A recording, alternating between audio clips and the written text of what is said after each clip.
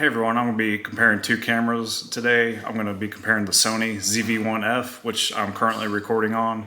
I actually have this streaming to my PC, and then also the Sony A6400. The ZV-1F, it is considered a vlogging camera, and it does a terrific job at that. You know, there's a lot of cameras they can't stream to the PC. This one can. ZV-1F has a 20 megapixel sensor. It's a 1-inch sensor. It has a fixed 20 millimeter lens, and it'll do 4K at 30 frames per second. The A6400, which I have in my hands, it is a 24 megapixel sensor. I'm not sure of the size, but I know it has a larger sensor than the Sony, so it's over an inch. It too will do 4K at 30 frames per second. On it, currently I just have the Sony 50 millimeter lens. But when I think doing a fair comparison, if you're going to buy them, so you can see on Amazon, the ZV-1F, it's at $498 for just the camera. And then the A6400, it would be at $848 currently with a 16 to 50 millimeter lens. So obviously you got to have a lens with the A6400, so you can see it's quite a bit more. The ZV-1F being a newer camera, it'll be a little harder to find used.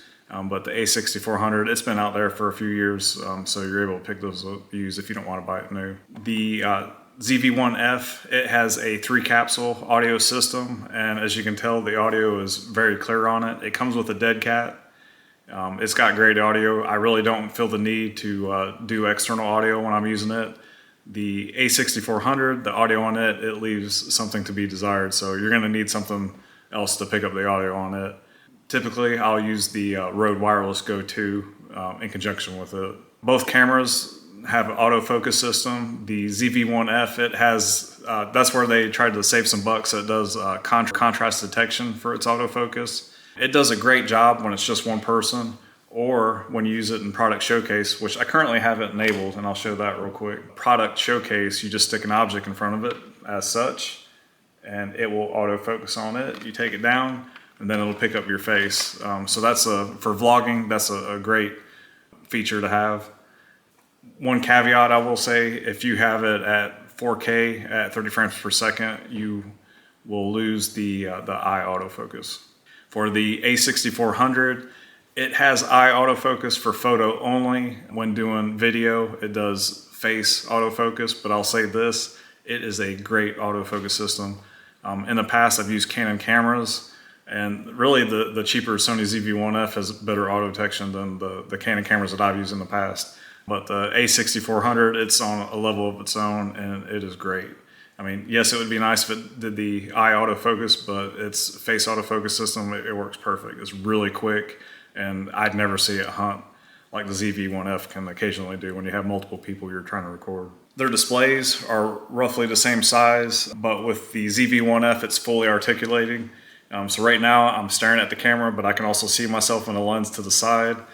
And you can see on the Sony video, you can see how it'll pull around so you can see yourself, and you can also flip it like that.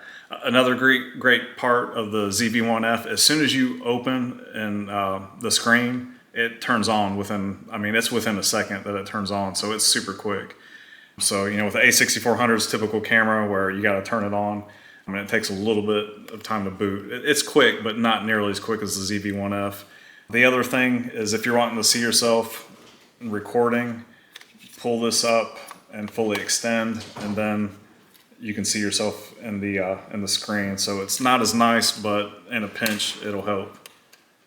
For the A6400, a couple of pluses for it is on a bright sunny day, these screens are about worthless. You might be able to pick up a little bit, you know, if you put your hand over it, but you know, without doing that or have some kind of cover, you really can't see it.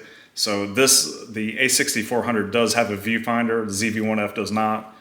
So that's a big plus if you're doing a lot of outdoor stuff. As far as stabilization, the A6400 has no stabilization.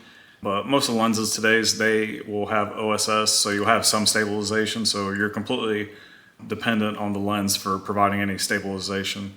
The ZV-1F, it doesn't have any true optical stabilization, it only has digital. So what it'll do is it'll crop the video down a little bit to get that stabilization.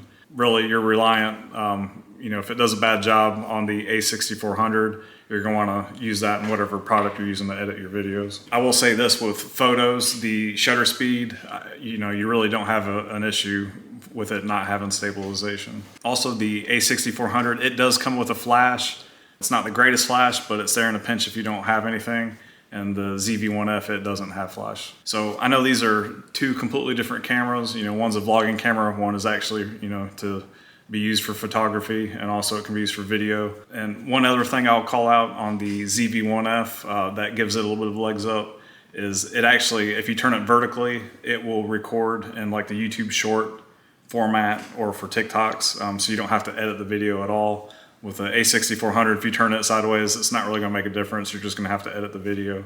So that's a good plus. So really, they're not really competitors of each other. They have their own use case for each, and hopefully I've demonstrated some of that. I think both cameras are great cameras. They're more on the low end for Sony's, but I really love both. So I feel very fortunate to have both cameras, but if you're looking for one camera out the gate, it really depends on your needs. The ZV-1F, if you're looking for a vlogging camera, that can fit the bill for that. It's great. But the A6400, if you're more into photography or you need a little more versatility, that's a good item as well. But just keep in mind, you will definitely have to purchase, you'll have to have a lens that you'll purchase, and also you're going to have some kind of audio setup. I mean, if you're just using it for photography, then there's no need. But just keep that in mind. There's some additional costs that'll be needed. Ultimately, your decision will depend on your needs. Ultimately, the decision depends on your specific needs and the type of content you create. Both cameras have great features, and both will elevate your game depending on what you're doing. So with all that said, I hope this has helped some of you out. Don't forget to like this video, and also don't forget to subscribe. I'm relatively new to this, so I don't have a ton of videos out, but we do have a few other videos out, so be sure to check those out. All right, thank you. Bye.